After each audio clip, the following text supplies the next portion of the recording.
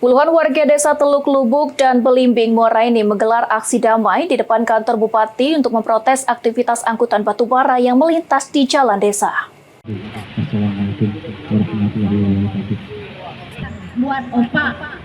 Puluhan warga dari desa Belimbing dan Teluk Lubuk, Kabupaten Muara Enim mendatangi kantor Bupati Muara Enim melakukan aksi damai terkait protes aktivitas PT Sriwijaya Tan Sri Energi yang membuka tambang batubara di kawasan tersebut. Warga merasa resah dengan adanya tambang batubara dan aktivitas transportir yang melintas di jalan desa karena aktivitas tambang sangat mengancam lingkungan serta aktivitas truk batubara bisa membahayakan pengguna jalan desa.